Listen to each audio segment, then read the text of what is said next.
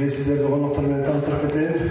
Қырғыз Республикасының жоғарғы кеңесінің депутаты Перилов Улан Бердібаевич, бардыңыздар достар. Ошондой эле Кыргыз Республикасынын жоғарғы кеңесінің депутаты Акаев Жанарбек Кубанович. Кыргыз Республикасынын еңбек жана социалдык өнүктүрүү министри Кочкоров Улукбек Тойчубаевич. Перилов Улан Бердибаевич көрүлөт. Assalamu alaikum, урматтуу алайлык туугандар. Биз сиздер менен мындан бир топ күн мурун жолугушуп, жогорку кеңештин төрагасы келгенде Дастан Артышбекович бир топ маселелерди талкуулап жолугуп кеттик элек. Бүгүнкү күнү дагы астыңыздарга келип отурабыз. Бүгүнкү күндүн негизги максаты жана негизги инициатору орусча айтканда Жанар Кубанычевич чийинибиз. Ушул атайын биздин министрди Улукбек Тойчубаевич чакырып, ушул элдин арасында ушул пособияга байланыштуу, сүйүнчү пулга байланыштуу бир топ маселелер бар экен деп демилге көтөрүп, биз аны колдоп, мына бүгүнкү күнү астыңыздарга келип отурабыз. Кандай суроолор болсо, мына министр келип отурат өзүнүн кызматкери менен биргеликте. Кандай суроолор болсо баарына жооп бергенге биз да. Кийинки сөз Кыргыз Республикасынын жогорку кеңешинин депутаты Акаев Жанарбек Кубановичке берилет. Чоң рахмат, урматтуу туугандар, көрүшкөнүм абдан кубанычтамын. Буга чейин мына былтырда келип кеттик эле, бирок жанагы Садык Шернияз, Каныбек Эмалиев менен келип, көйгөйлөр калып кетип эле, суроо жооп калып кетип эле, бу жерде сармерден болуп кичине жолугушууга тойбой калганбыз. Анан бүгүн мына жайдын күнү биз азыр эл менен жолугушуу айы өзүңөр билесиңер. Анан ошо Алай районунан көп көйгөйлөр көтөрүлөт дайыма. Курулуш, жол, мектеп, бала бакча, Улан Бердибаевич экөөбүз баарын акылдашып, дайыма ошо ынтымакташып чечип келатабыз колдон келишинче. Анан бирок ушу көп суроолор бизге каттар барат, башка барат Алайдан. Көбүнчө ушул жанагы пособие, анан сүйүнчү пул боюнча дагы көп ата-энелер, кызматкерлер кайрылаган учур көп болду. Анан бүгүн ушул мына иштегенине өзү 10 айдагы болду элек. Улукбек Кочкоров ушул министрликке келгенден бери ушул эл менен өзгөчө карапайым катмар менен аябай активдүү, жигердүү иштеп, ушундай жолугушууларда дайыма түз суроо жооп болуп келди. Ошон үчүн Улукбек Тойчубаевич мен бүгүн Алайга дагы келип бериңиз, ушу биздин айыл өкмөттөгү адистер бар, суроолусу бар эл бар десем, эч баш тартпай келип берди. Улан Бердибаевич өзүм Алайда жүрөт көптөн бери. Ошон үчүн бүгүн жума намаз ошого чейин баарыбыз жетишибиз керек. Анан жолугушууну ошо азыр Улан Бердибаевич айтып өттү, Замир Сарыевич айтып өткөндөй кыска нуска кылып тоготор. Баарыбыз ошого чейин бүтүп, анан жума намазга кетсек. Баарыңыздарга рахмат. Анда ошол суроо жоопту күтөбүз, улантабыз анда. Анда биринчи угуулайлы Кыргыз Республикасынын эмгек жана социалдык өнүктүрүү министри Кочкоров Улукбек Тойчубаевичти угайлы. Анан кийин суроо жооп катайлы.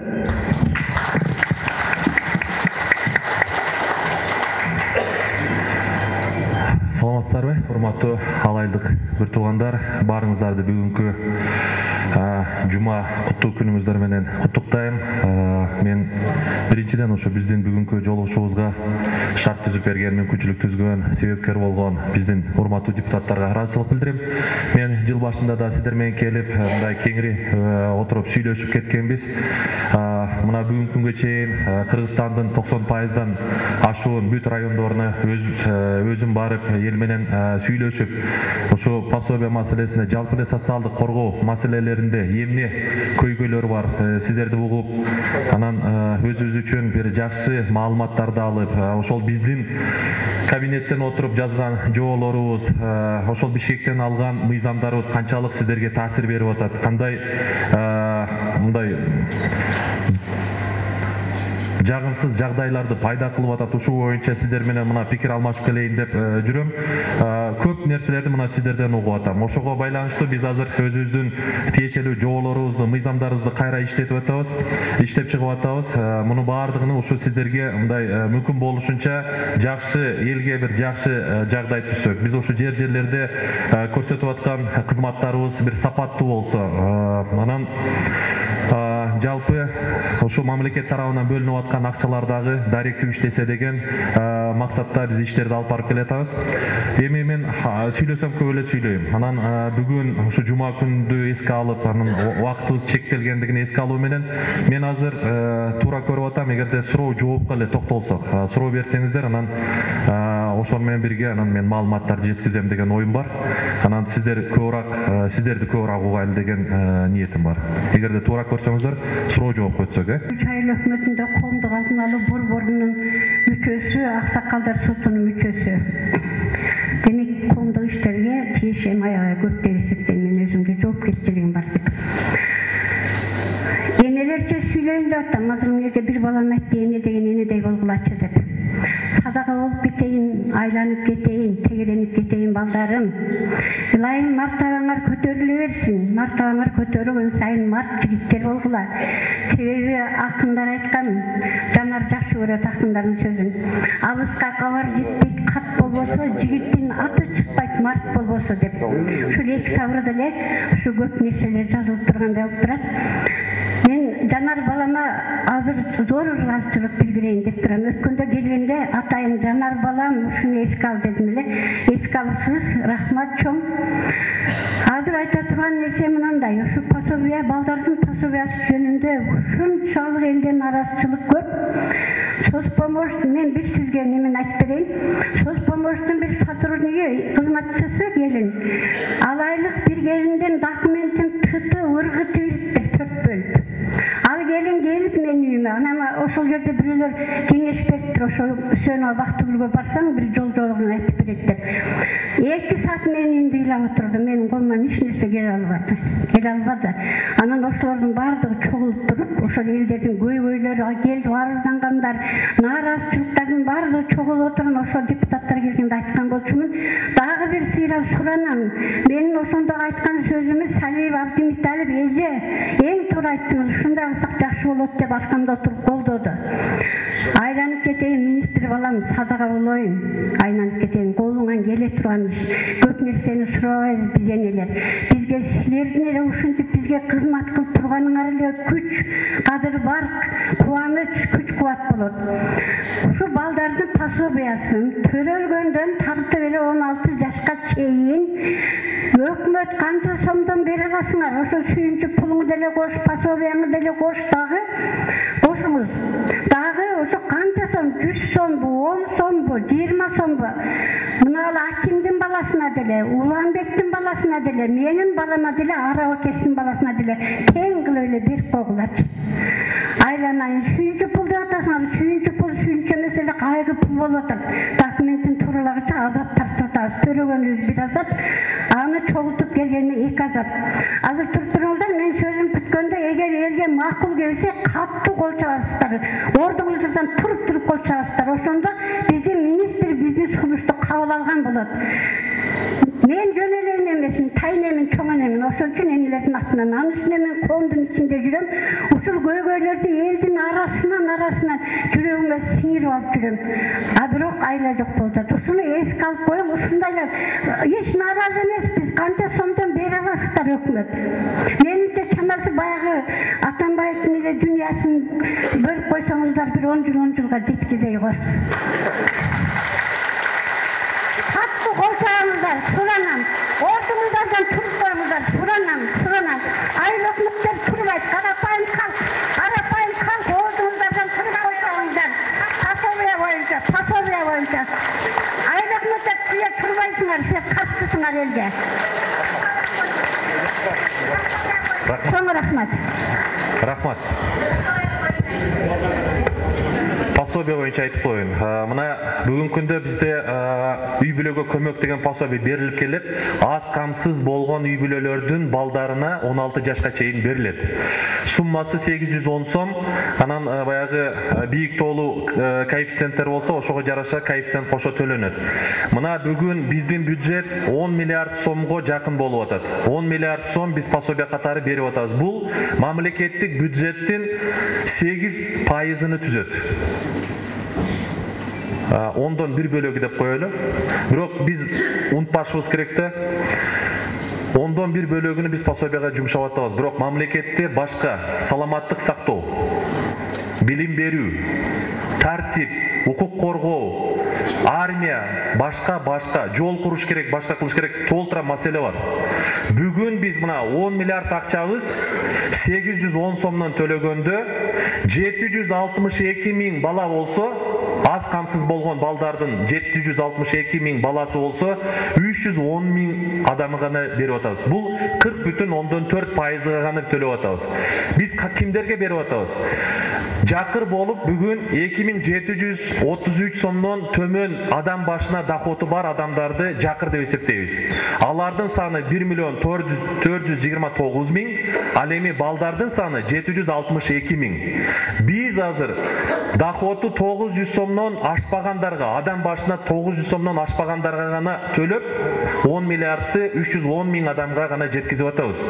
Ошондуктан урматтуу туугандар, баарына бере бергиле деген позиция туура эмес.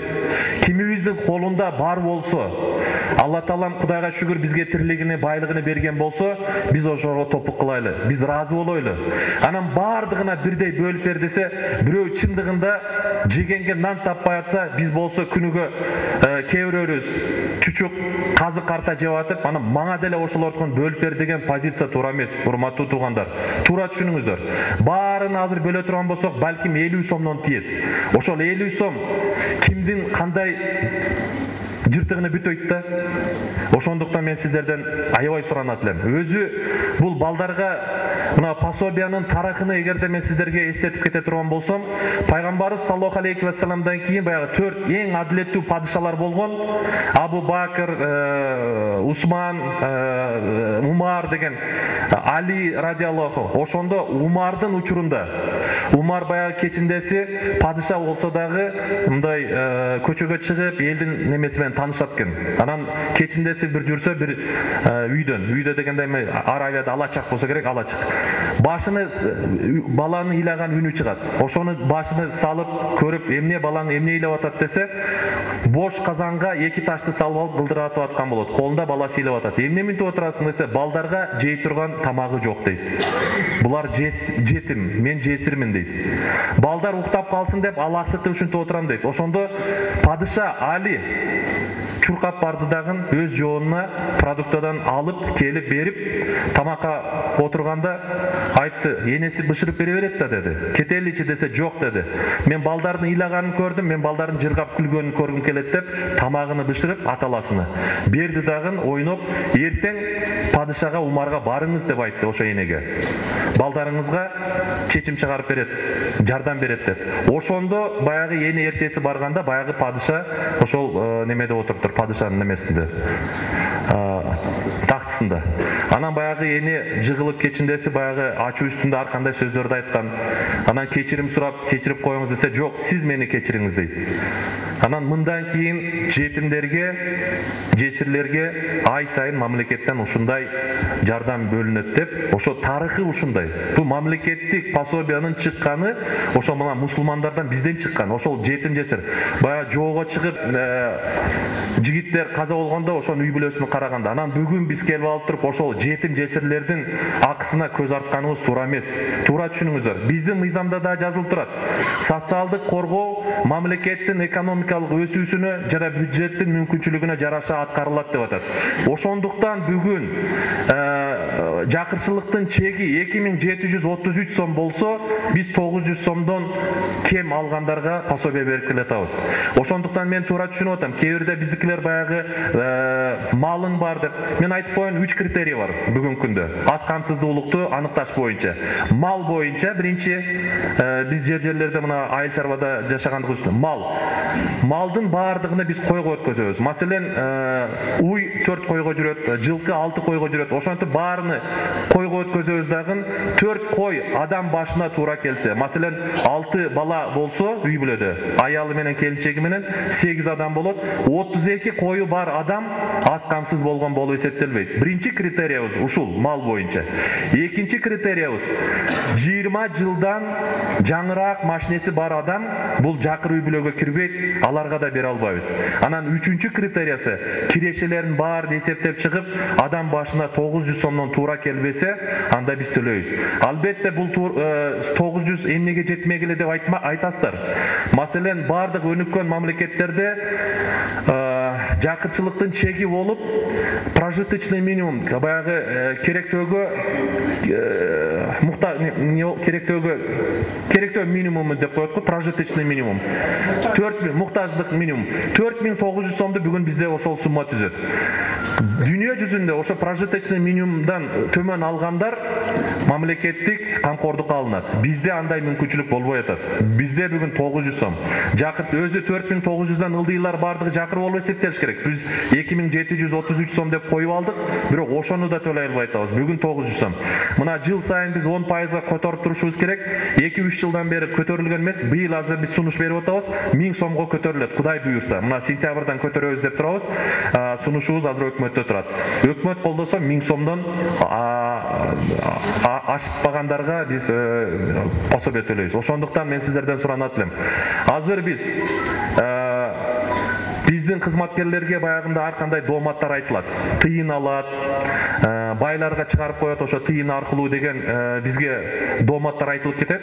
Ошондуктан мен келгенде эле 1 ай 2 айдан кийин атайын буйрук кабыл алгам. Ар бир айылда, ар бир айыл өкмөттө, калк жеткиликтүү жерде ФАП болобу, почта болобу, айыл өкмөттүн имараты болобу, ошол жерде пособие алуучулардын тизмеси илинип турсун деп. Ошону калктагы бизге контроль болсун, көзөмөл кылсын. Биздин кызматкерлер канчалык даректүү ошону берип атат. Эгерде ошол жерде баягы бай, орто бай жашагандар болсо, кабарлаңыздар. Биз анда биздин кызматкерлердин үстүнөн чара көрөбүз деп. Бирок кимдер албай аткан болсо муктаждар, аны сунуштаңыздар деп. Тилекке каршы бизде баягы жергиликтүү бийлик бар, анан мамлекет бийлиги бар да. Ошонун ортосунда биз баягы ким бул ишти аткарыш керек дегенди бөлүшө албай, сен кыл, мен кыл деп отуруп, мына бүгүн ушуга келдик. Айыл өкмөттөр муну менен кылгысы келбейт, мына мамлекеттик полномочия силер жасагыла дейт. Жабыркаган эл болуп атат. Ошондуктан азыр биз мына 31 май күнү атайын өкмөт токтом кабыл алды. Делегирование полномочия деген бар. Биз азыр ар бир айыл өкмөттө, ар бир 5000 калкка бирден социалдык кызматкерлердин штатыны акчасы менен, бүт расходу менен бөлүп беребиз. Айыл өкмөттөр эми ошол чыныгы муктаждарды аныктап чыгып, бизге сунуштап иш алып барат. Андан сырткары биз атайын буйрук алып кабыл алганбыз. Мен азыр сиздерден бул жерден жетекчиден да сурагым келет. Коомдук көзөмөл институттар ар бир райондо 11 кишиден турсун деп. Ошолор тыкыр биздин кылып аткан ишке көзөмөлдөп, биз менен түздөн-түз байланышта болсун деп, бизде коллегиянын чечими дагы бар. Мен сиздерден да сурагым келет. Ушул азыр комитеттер түзүлдүбү? Коомдук көзөмөл институттары, ошол тизмелер илинип атабы, ачык айкын болуп атабы? Себеби мен сиздерден дагы жардам сурайт элем. Айыл башчылардан, айыл өкмөттөрдөн, жергиликтүү калктан. Мен Бишкекте олтуруп кимге кандай туура берип аткандыгын билбейм. Бирок сиздер ошол калкты жакшы билесиздер. Мына азыр биз илип баштадык эле, кече жалап аткарганда айтып атат, жакшы жери болуп атат дейт. Ошо тизмени илип койсок, келип кечиндеси бирөөлөр эми ачык айта албайт дейт. Кечиндеси мынанын мынандай Lexus машинеси бар, мынанын 10 жылкысы бар, мынанын 5 бодо малы бар деп жазып коюп атат дейт тизмеге. Анан азыр муну менен эле чектелбестен мен азыр мына сентябрдан баштап пособие алуучуларды ар бир район боюнча, ар бир айыл өкмөт, ар бир айыл боюнча интернетке дагы илебиз. Ошондо мен элге дагы бир кайрылуу менен чыгам. Ар бир ошол айылдын жашоочусу контролдоп, ушул мамлекеттин акчасы даректүү иштебесине кошум салыңыздар, жардам бериңиздер деп мен ушуну кылганы турабыз. Анан мына анча-мынча баягы документиңиздер өтпөсө, анан бизден тыйын сурайт деп мындай жаман көрүп аткандар бар. Кээ бир учурда мен жок деп айта албайм, балким бардыр. Бирок биз азыр мунун үстүнөн талап коюп, катуу неме кылып атабыз, иштеп жатабыз. Сиздерден да мен жардам сурайт элем. Азыр мына коомдук көзөмөл аркылуу биз муну бир жөнгө салабыз деген ойдомун. Ошондуктан мен сиздерден туура түшүнүңүздөрдү суранат элем. Азыр мына жогорку кеңеш тарабынан Айда Касымалиева да бир топ депутаттар жаңы мыйзамды иштеп чыкты. Мына 18 айга чейинки балдарга бардыгына төлөнсүн. Бирок ошол жерде баягы министр, депутат, анан баягы байлар албасын деген мыйзам келди. Аны дагы эртең жогорку кеңеш кандай карап берет? Эгерде ошондой боло турган болсо, балким ошо байларды чыгарып салып, бирок калгандарды орто, андан төмөн жашагандарды балким 18 айга чейин беребиз. Бирок бардыгына 16 жашка чейин бериш үчүн өтө чоң акча керек. Азыркы берип аткан акчабызга караганда 2 миллиард 490 миң адам бар бизде, балдар 16 жашка чейин. Ошондуктан эсептеп көрөңүздөр. Бүгүн эгерде 310 миңге биз ушунча акча коротуп атсак, калганы каяка неме калат. Ошондон мен сиздерден суранам, муну туура түшүнүңүздөр. Экинчиси, сүйүнчү пул боюнча. Мына азыр айтып атасыз, мен чын айтканда таң калып атам. Документтерди чогултуу аябай кыйын болуп атат деп. Сүйүнчү пул алууга эч кандай документ кереги жок. Абсолютно эч кандай документ кереги жок. Мурда биз паспортты сурайт элек, баланын күбөлүгүнү сурайт элек, банктан неме алып кел дейт элек, счет ачып кел дейт элек, жашаган жериңден справка алып кел дейт элек. Азыр мына 1-июлдан бизде иштеп жатат жаңы система. Ага ылайык бир да документ кереги жок дегеним кандай? Сиздер бала төрөлгөндө балага күбөлүк алганы барасыздар. Ал үчүн сиздерге бир гана ата-эненин паспорту менен гана барасыздар. Ошондо күбөлүк жазылып атканда эле мен балага сүйүнчүгө арыз жазам десеңиздер, электрондук түрдө муну баягы калкты тейлөө борборлору аркылуу, ЗАГС аркылуу, анан маалымат күркөлөрү аркылуу бергенге мүмкүнчүлүк бар. Ошол күбөлүк алып атканда эле эч бир документти кошумча талап кылбай арыз жазып койсоңуздар, заматта 5 минутта ал биздин системага келет. Биз бир күндүкүнү топтоп туруп, азыр 2 гана банкка байладык, РСК банк менен Айыл банкка. Ошол сиздерден сурайт, арыз берип атканда кайсы банктан аласың деп. Сиздер же РСКны, же Айыл банкты тандашыңыздар керек. Ошол эртеси күнү биз сиздердин атыңыздарга РСК банкка же Айыл банкка кайсын тандаган болсоңуздар, акчаңыздарды перевод катары которуп коебуз. Счеттун да ачкан кереги жок. Каалаган филиалында Кыргызстан боюнча алганга мүмкүнчүлүгүңүздөр бар. Бүгүн арызды бул жерден берип коюп, эртең Ысык көлгө эс алганы кеткен болсоңуз, Ысык көлдүн ошол Айыл банкы болобу, РСК банкы ошол жерден алганга, Айтор Кыргызстандын булун бурчунан алганга мүмкүнчүлүк түзүлдү. 1-июлдан бул иштеп баштады. Туурабы? Сиздерде иштеп атабы? Бул жерде эч кандай тоскоолдук жок. Мен ушуну айтып, баса белгилеп айтып коеюн.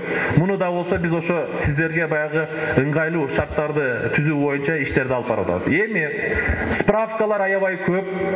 Анан тиги айылдардан райондун борборуна келүүгө өтө кыйынчылык болуп атат деп мен элдер менен жолукканда ушу дооматтарды уккам. Андан келип эле сразу 1-чи поездкам Нарынга болгон, Нарындан келип эле буйрук кабыл алгам.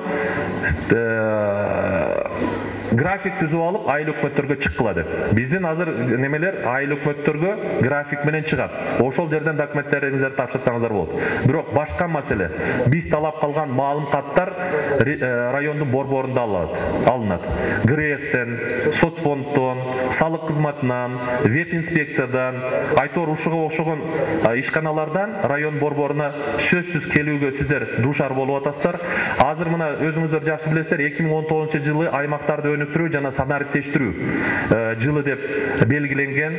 Бул багытта азыр санариптештирүү боюнча өкмөт тарабынан бир топ иштер, анын ичинде биздин министрликтерде дагы көп иштер болуп атат. 8 справканы бүгүнкү күндө биз электрондук түргө өткөздүк. Сиздер барбастан ГРЭСтен, соцфонддон, салык кызматынан, вет инспекциядан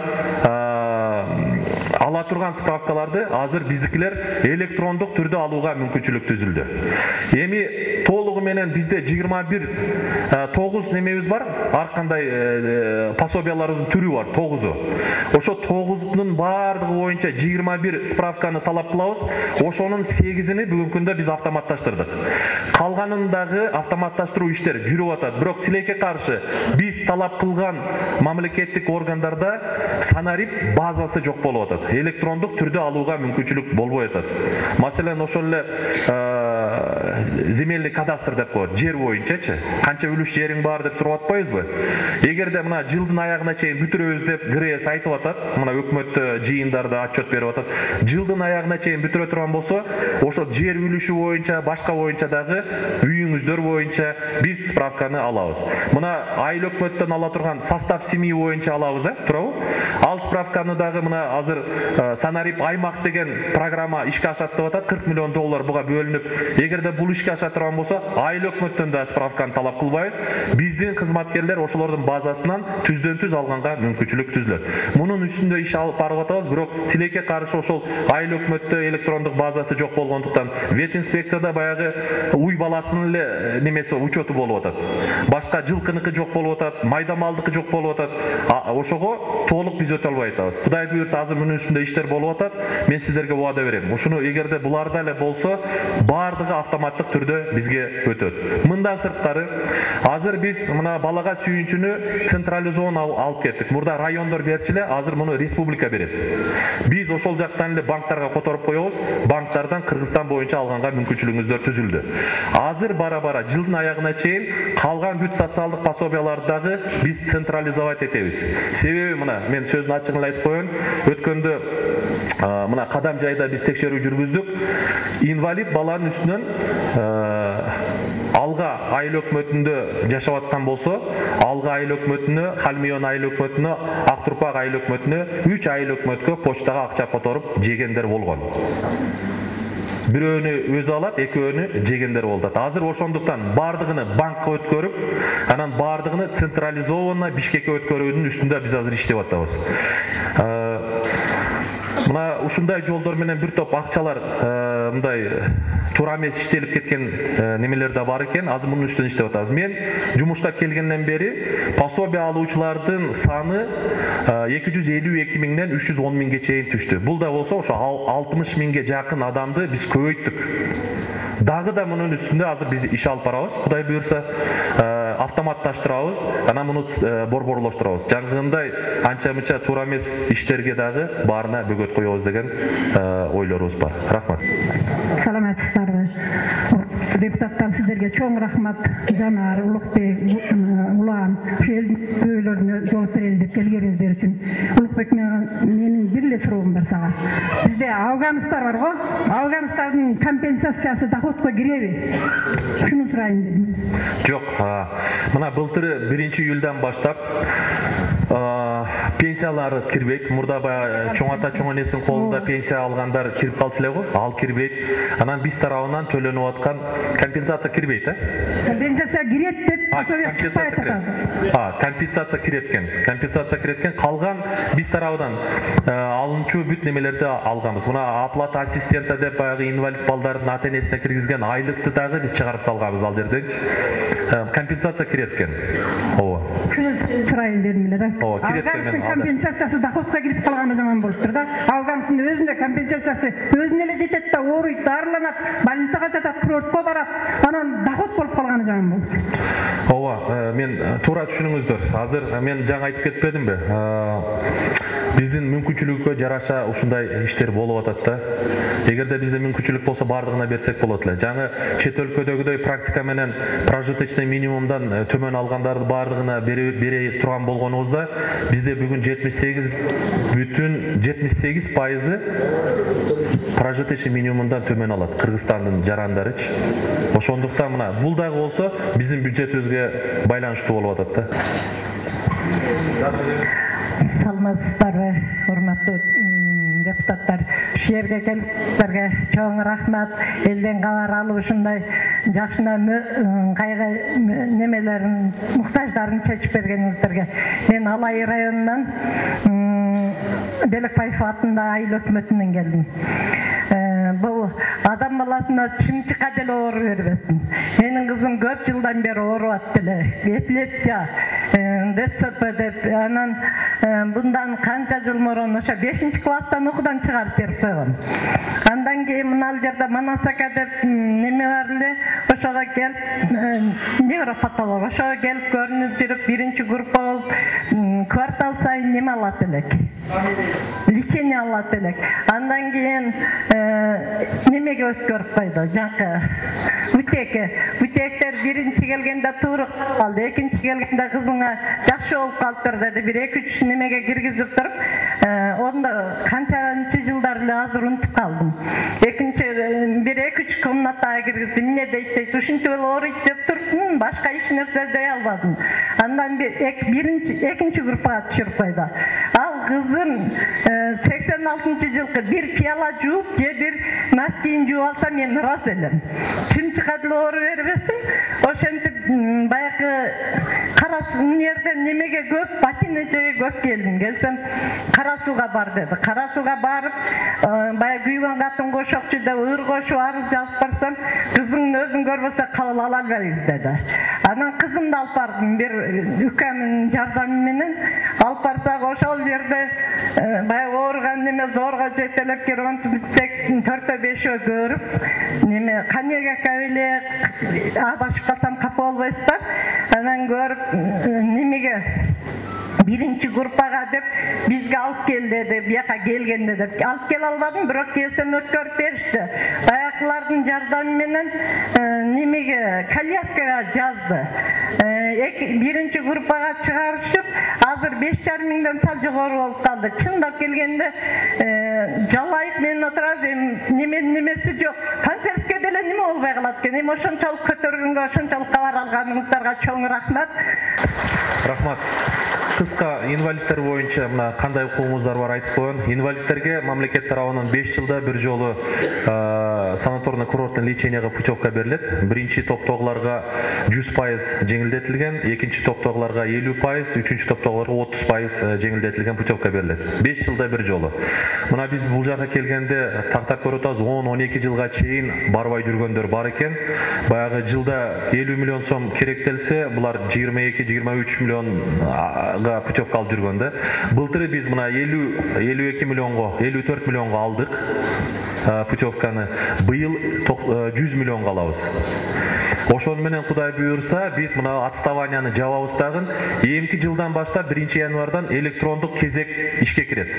Мурда эгерде майыптар аркабыздан чуркап, эшигибизди каклап, бизге качан путевка бересиңер деп жүргөн болсо, Кудай буйрса 1-январдан баштап бизде корпоративная информационная система социальной помощи деген база иштеп атат. Ар бир инвалиддин учету бар. Ар бир аз камсыз болгон үй-бүлөлөрдүн учету бар. Ар бир пособие алуучунун учету бар. Ошол инвалидтердин баягы тизмесини компьютер өзү тизет, биздин кызматкерлер барып өздөрү берет эми путевканы.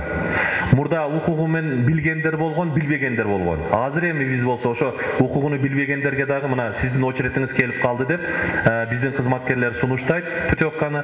Эгерде барганга мүмкүнчүлүгү болбосо, анда арыз менен мен бара албайм деп мындай баш тартат.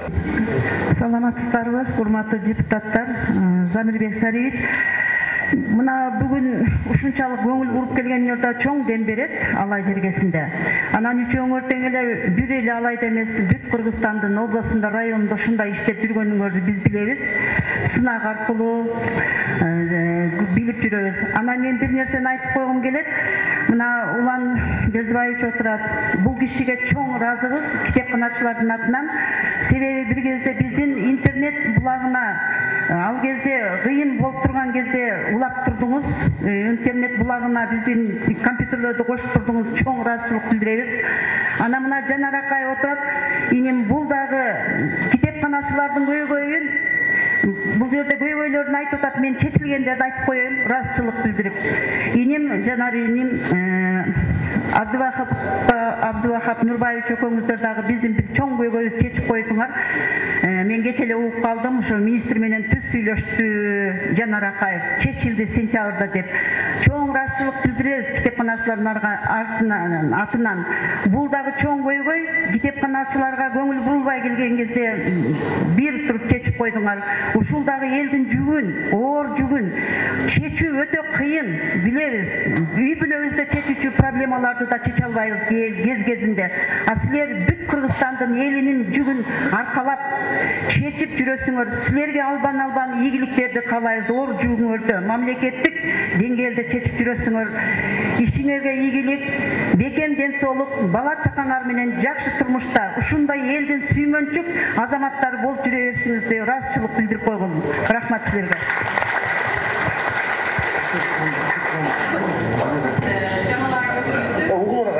Фамилиям Аттова.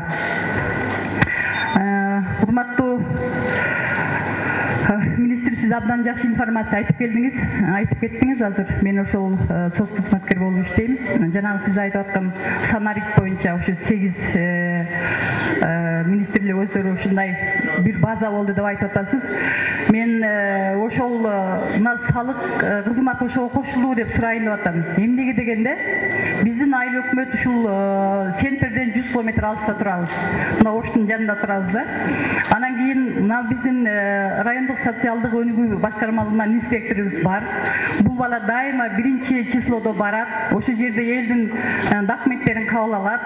Жанагындай кыдыруу жүргүзөбүз, экөөбүз чогулуп, бардык иш өзүнүн деңгээлинде жүрөт. Бирок ошол жерде документ тапшырган үй бүлөлөр сөзсүз кайра ушул райондун центрине келиш керек. Эмнеге дегенде, салык инспекциясынан справка алыш үчүн. Мына эгерде ошол жанагы санарипке эгер салык инспекциясы кошулса, жана онлайн түрүндө алса, ушу жакшы болот эле. Ошол кошулуу экенин ошону билейин дедим эле. Рахмат чоң. Ооба, салык кызматы, соцфонд, ГРС кирген. ГРС азыр движимый имущество менен берип баштайт. Эртең 1-сентябрдан недвижимый боюнча, баягы жер үлүштөрү, үйлөрү боюнча ал кийинчерээк. Азыр булардын санарип базасы жок болуп атат.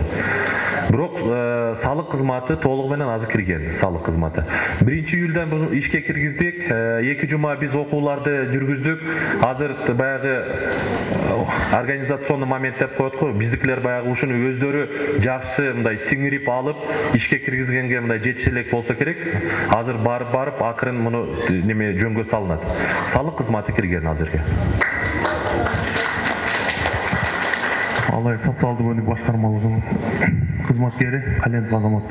Сиз мына калайык калка жана биз азыр көптөн бери тынчсыздап атат, коляскалар болбой атат, путевкалар келбей атат деп ушул жөнүндө кичине маалымат өз оозуңуздан айтып койсоңуз. Анан экинчи суроо, мына колясканын транспортировкасы, мына Бишкектен алып келиш үчүн өзүңүз билесиз. Бир коляска болсо дагы биз качан бир 4 коляска болмой сайын быйыл жол берем менен бир коляскадан барып келиште эле неме болуп калат да. Жол бере сакталып.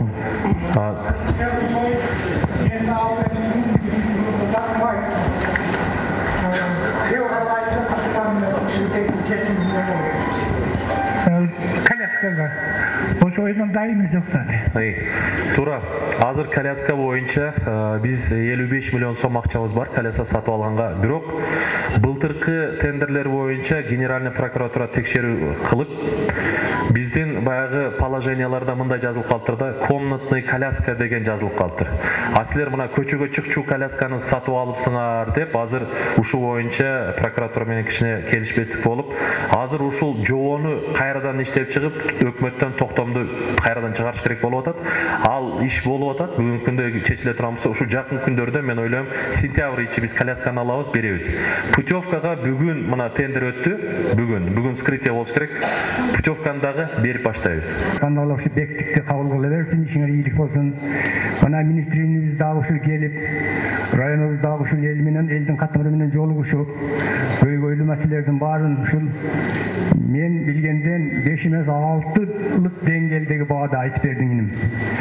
Ал элдин ушул отургандардын атынан ыраазычылык билдирем. Ишиңер ийгилик боло берсин.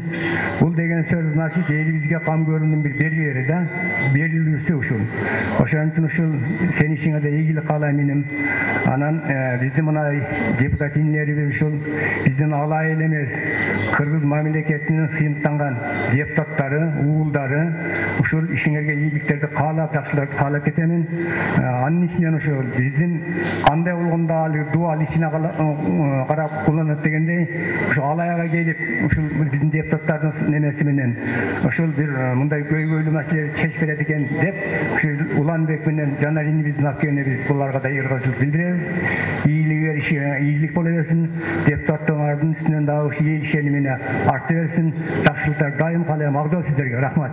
Мен райондо ардагер кеңештин төрагасы. Рахмат. Саламатсыздарбы, урматтуу ушул бүгүнкү жыйынды өткөрүп аткан биздин мырзалар. Анан мен Алай райондук социалдык өнүгүү башкармалыгында соц кызматкермин, Өмүрзакова Жыргал. Мен айтайын дегеним, биз ушу калктын эң аярлуу катмары менен тыгыз иштешебиз, ар бир үйлөргө киребиз, абалдарын көрөбүз. Ошонун ичинен дагы мен эң көңүлүмдү, жүрөгүмө оорткан нерсе ушу эң жаш үй бүлөлөрдүн турак жай менен камсыз болбой, бир үйдө 3төн үй бүлөлөрдүн жашап атканы. Ушуларга кичинеден жер маселелери чечилип берсе да, хотя бы 2 комнатный времянка салып деле чыгып кетип, тиричилик плат элек деген эмелерди көрөсүң да, ошого мүмкүнчүлүгү жеткен үй бүлөлөр болот, бирок жер маселеси чечилбейт да. Ушул жаш үй бүлөлөрдүн дагы социалдык абалдарын көңүл бурса деп ойлойм да ушуну. Менин суроом ушул эле.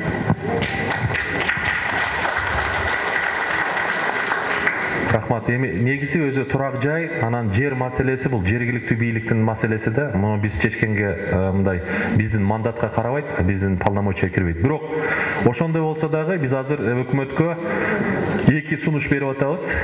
Атайын проекттер, долбоорлор кандай кылганда биз ушу аз камсыз болгондорду, инвалидтерди, анан мына бюджетниктер бар, көп балалуу, кичине шарты жакшы болбогон. Маселен, айлык 10 000 айлык алат, 6-7 баласы бар. Ушуга окшондорду кантип биз үй менен камсыз кылса болот.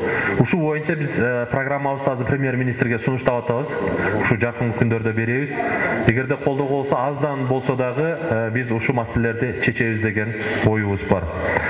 Анан эгерде неме болсо, мен мына каттарга кайрылсам, мына делегирование боюнча биз азыр жаңы айтпадымбы, 953 штатты Кыргызстан боюнча айыл өкмөттөргө берип атабыз депчи. Жаңы штаттар түзүлөт. Бул главный специалисттин деңгээлинде штаттар түзүлөт. Бирок бул жерде бизде соцработниктер деген болгон. Алар мамлекеттик же муниципалдык кызматкерлерге кирген эмес. Алардын ордуна эмес. Алар өз ордунда иштейт. Алардан сырткары жаңы штаттарды киргизип атабыз. Мына биз ошо 168 миллион сом жаңы карап атабыз. Ошол 953 главный специалисттин айлыгы менен, командировочный менен, канцелярский расходу менен берип атабыз. Азыр мына делегирование бүткөндөн кийин Минфин аркылуу сиздердин ар бир айыл өкмөттүн бюджетине түшүрүп беребиз ошол акчаны.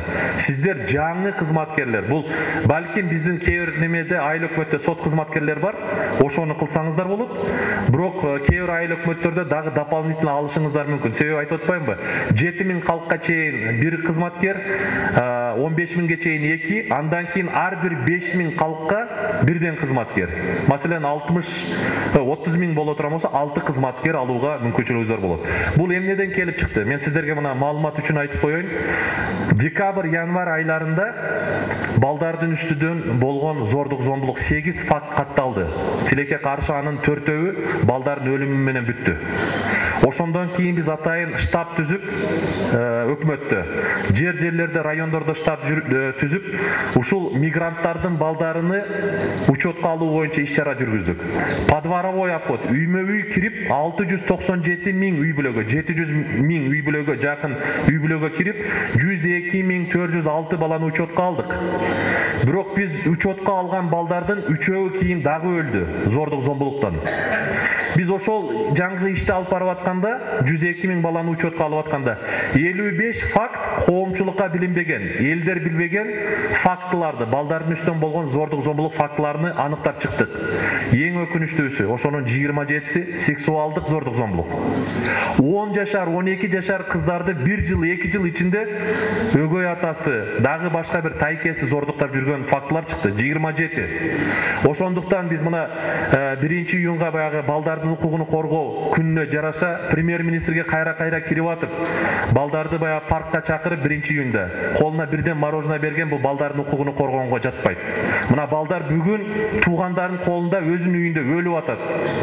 Эгерде мына штаттарды киргизбесек, үймө-үй ошо балдарды барып мониторинг жүргүзбөсөк, бул дагы боло берет. Ошондуктан чечип бериңиз деп, мына 1-июнга карата 31 майда кол койду. 953 штат түзөбүз. Азыр биз айыл өкмөт. Азыр кандай жүрүп атат бизде? Бизде ошол боюнча башта 14 эле, азыр 18 штат элин салдык. Бизде 14 айыл өкмөтү бар. Күлчө айыл өкмөтүнө 3-тү, алай 3-тө айыл өкмөттөргө 2ден адис бөлдүк. Ошол боюнча договорлор түзүлүп бүтүн алдында турат. Булар кеңеште карап бекитип берип атат бизге. Ошо кеңеш бекитип бергенден кийин биз Минфин аркылуу акчаңыздарды түшүрүп беребиз.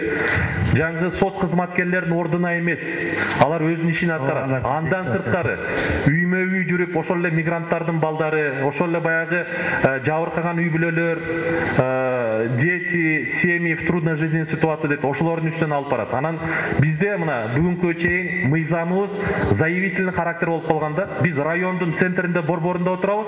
Ким бизге кайрылса, биз ошол менен иштешкенбиз. Бул туура эмес. Кээ бир ошол алыс айылдарда үйүнөн чыга албай, райондун борборуна жете албай, жол кире таппай аткандар бар. Ошону менен мына в рамках делегированных полномочий ар бир айылда, ар бир айыл өкмөттө иштер алып барып, ошолорду мамлекеттик камкордук, социалдык камкордукка алышыбыз керек да. Ушул багытта азыр иштер болот. Ошол эле мигранттардын балдарынын үстүнөн иш болот. Ошол барып бир жумада бир 10 күндө бир барып мониторинг кылып, балдардын дени башыны, көгаласын текшерип, балдар менен сүйлөшүп, жаңгындай сексуалдык ар кандай зордук зомбулук болуп аткан жокпу? Психологиялык зордук зомбулук болуп, баланы суицидке даярдап койгон жокпу ошол жагдайда? Ошол боюнча иштерди алып барыш керек. Муну биз колго албасак, мына айыл өкмөттүн жетекчилери отурат, болбойт. Бул калк, биздин калк да. Анан биз баягы бул сенин функцияң, менин функциям деп отурган болбойт. Азыр эми чечилди, мына акчасы дагы, штаты дагы. Эми мына баардыгыбыз бирге ушуну колго алышыбыз керек. Мал мүлкүнү мына биз азыр жаңы айтып атпадык, коомдук көзөмөл институттарыны түздүк деп. Мен кече Акталага барып келдим. Ошол жерде биздин кызматкерлер менен сүйлөштүк. Коомдук көзөмөл институту бизде аябай жакшы иштешип атат дейт. Биз менен чогуу айылдарга чыгып, Үлгү деген айыл бар экен. Мына Үлгүдө дейт кече 61 пособие алуучунун 28-ини ошол комиссия менен бирге элге ортого салып, өздөрү баш тартты дейт. Сүйлөшүп, түшүндүрүп атып, мына сен мына менен теңсиңби десе, анан өздөрү уялып, жок, мен макул чыгам деп.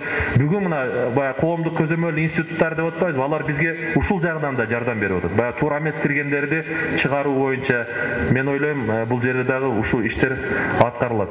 Анан мал мүлкүнү башка бирөөгө каттап алып алгандар болсо, аны дагы мен жаңа айтып кетпедимби? Айыл башчылар, коомчулук, жалпы эле коомчулук. Мына биз тизмебизди ачык илип коюп атабыз. Маалымат бериңиздер. Маалымат берсеңиздер, биз ал боюнча иш алып барабыз. Анан кээ бир учурда дагы мындай фактылар болуп атат. Кредит алам деп дагы менде 50 малым бар деп жаздырып алат. Анан кайра бизге пособие кайрылат. Анан баягы справканы изи калат да. Анан сен кредит алып атканда мына 50 малым, ай жок, меники эмес, ал тиги чоң атамдыкы эле же башканыкы деп, ошону да бир туура түшүнсөңүздөр. Бунун баардыгы справканын изи калат да, эртең күнү. Ошондуктан мына туура түшүнсөңүздөр.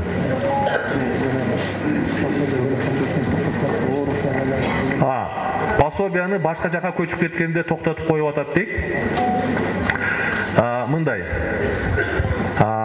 Пособияны кайсы жерде жасаса, ошол региондун коэффициентине жараша төлөнөт да. Маселен, Бишкекте 810 сом, эч кандай коэффициенти жок. Алайда бир толуу айылда жашасаңыз, балким ал жерде 50% кошумчасы болушу мүмкүн. Ошондуктан, эгерде сиздер бул жактан алып, бирок фактически Бишкекте чүйдө жашап аткан болсоңуздар, ал токтолот албетте. Себеби бул жерден сиздер 1,5 эсе көп алып коюп атпайсыздарбы, коэффициент менен. Ошондуктан туура түшүнүңүздөр. Азыр биз эми ошол көчүп баргандар мурда мүмкүнчүлүгү жок эле, ошол жерден азыр ар бир пропискасына карабай жашаган жерине алууга мүмкүнчүлүгү бар.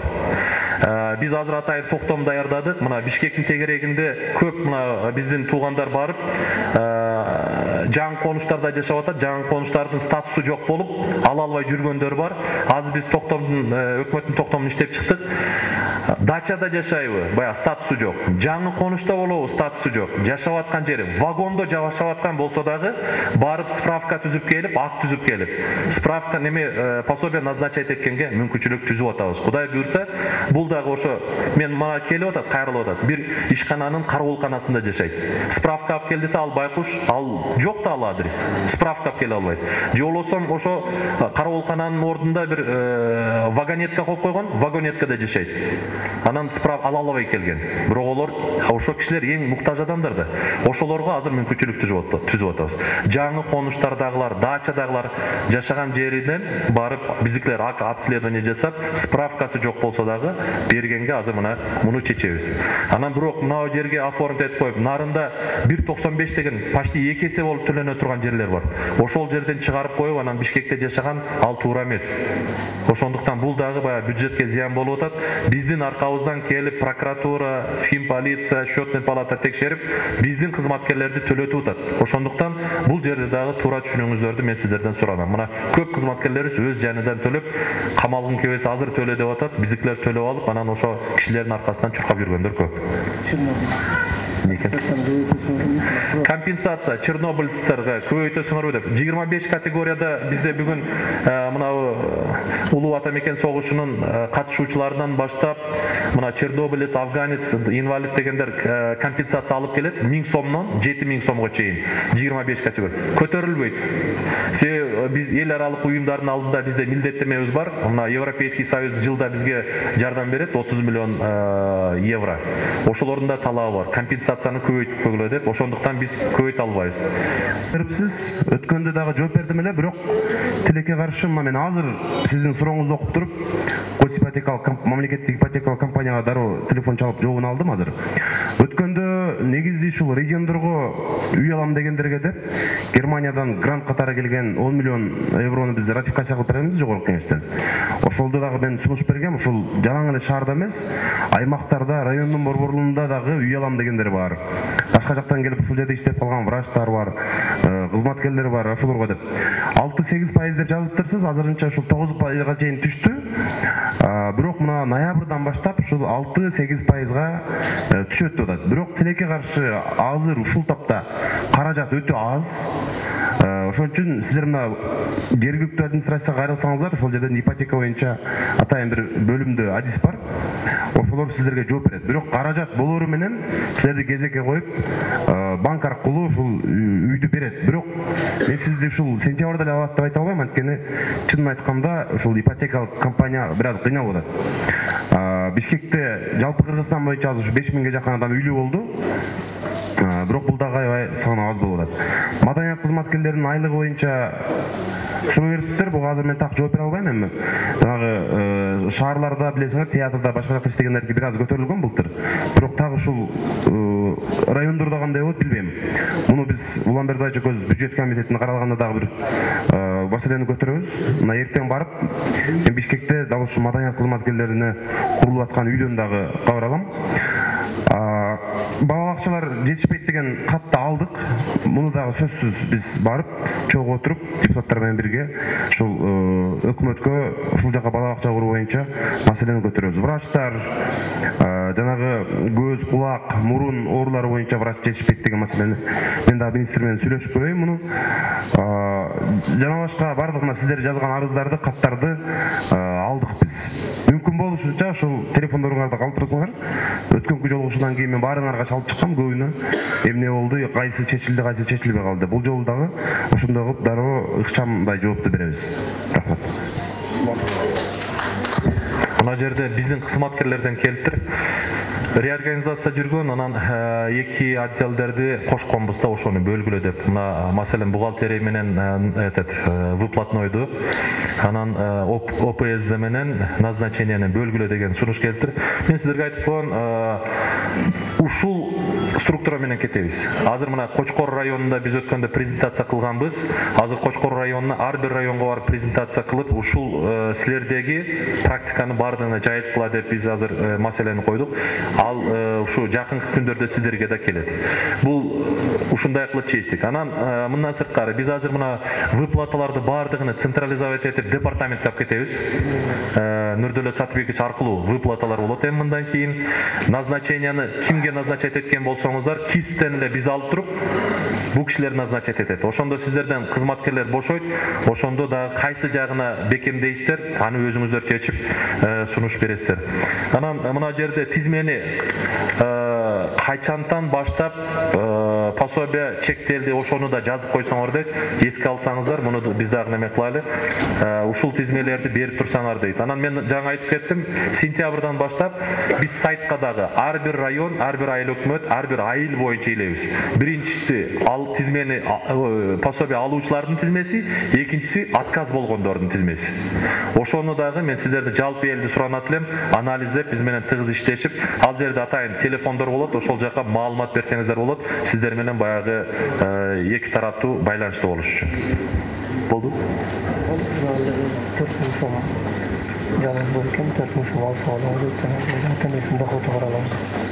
Ата-энесинин доходу каралат, пособие неме кылып атканда каралат. Сөзсүз түрдө чоң атасы менен чоң энеси деп айткан болсоңуздар, ал каралбайт. Эгерде пенсия болсо, бирок бир үйдө жашап, ошо доходу бар боло турган болсо, анда эске алынат. Себеби мындай да, бизде кыргыздарда эң кичүүсү атасынын колунда калат. Анан кээ бир үйгө барсаң, заңгыраган 2 этаж үй турат, 5 уй байланып турат, жылкылар турат, башка турат. Бул айтат, бул меники дейт атасычы. Неберелеримде иштеме жок, мына балам да иштебейт, келин да иштебейт. Буга назначать эт деген бул да туура эмес. Бир үйдө жашап аткандан кийин, бир баягы хозяйство жүргүзүп аткандан кийин, анын баардыгы ошо баланыкы болуп эсептелинет. Анан туура түшүнүңүздөр. Бул жерде биздин кызматкерлерди жаман көрбөңүздөр. Биздин положенияда ушундай жазылган. Анан эгерде берип кое турган болсо, эртең прокуратура келип, камайым же болсом төлөйсүң дейт. Булар жанынан төлөш керек болуп калат. Туура түшүнүңүздөр муну. Болду? Анда келген маселелер боюнча жооп бердик, бардыгын эле неме кылып, бардыгыңыздар алдыңыздар да, сурооңуздарга жооп. Чоң рахмат. Биз негизи дайыма ушул Алай районуна келгенде ушу жолугушуу кичине пайдалуу болсо экен, силердин убактыңарды бир албасак экен, бир майнаптуу натыйжалуу болсо экен деп аракет кылабыз. Бирок дайыма ушул жолугушуунун арты менен көп маселелер чечилип калган учурлар бар.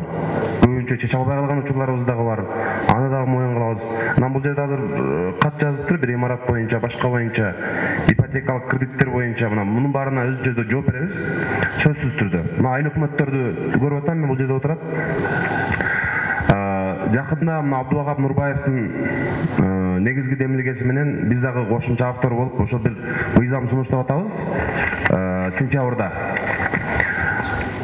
айыл өкмөт жер 10 гектарга чейин айыл өкмөттөгү жерлерди эгерде бирөө өндүрүш, завод же кандай бир фабрика, ишкана ачам дегендерге 10 гектарга чейин жерди айыл өкмөтү өзү эле трансформация кылып бере алат. Айыл өкмөт гана. Эгерде бирок бир гана ошо өндүрүш, ишкана, завод бир эме ачам десе, мисалы. Азыр ушул дагы чоң проблема болуп атпайбы? Буюрса муну азыр өкмөт дагы колдоп атат. Ушул мыйзамды ишке ашырабыз деп атабыз. Эми ошого окшогон пайдалуу, жакшы демилгелерди баарыбыз чогуу чаран аракет кылып иштейбиз. Анан Улукбек Кочкоров мырзага ушул абдан чоң ыраазычылык билдирет элем. Жанагы чымчык сойчуда качап сойчун дегендей, буга чейин келген сайын сиздер ушу сүйүнчүк бул пособие тууралуу көп суроолорду бересиңер, биз жеткиликтүү түшүндүрө албайбыз. Анткени бул боюнча адис эмеспиз. Бүгүн мына министр мырза өзү абдан мындай майда чайнап берди сиздерге. Сиздер эми айылдарга барганда адистер өзүңөр ушу элдерге, жана конторага келип силерге суроо бергендерге жеткиликтүү түшүнүп бересиңер. Ошон үчүн баары жакшы болсун, тынччылык болсун, акырындык менен кыбырап майда маселелерди чечишине себепкер болуп, Замир сизге дагы рахмат.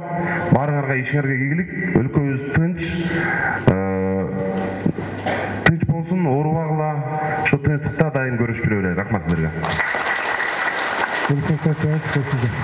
Рахмат, баарыңыздарга ыраазычылык билдирем. Мына бүгүн келип катышып биздин сөзүбүздү угуп бергениңиз мына Жанар Кубанычбекович айткандай, ушу укканыңыздарды ушу элге дагы жеткизип айтсаңыздар. Анан биз дагы мындан кийин дагы ушу өзүбүздүн кылган ишибизди ачык айкындуу болгон камсыз кылуу боюнча бүт аракетибизди көрөбүз. Ушул мамлекеттен бөлүнгөн акчанын ар бир тыйынына чейин ушу өз дарегине жетүү боюнча биз иш алып барабыз деген ойдомун.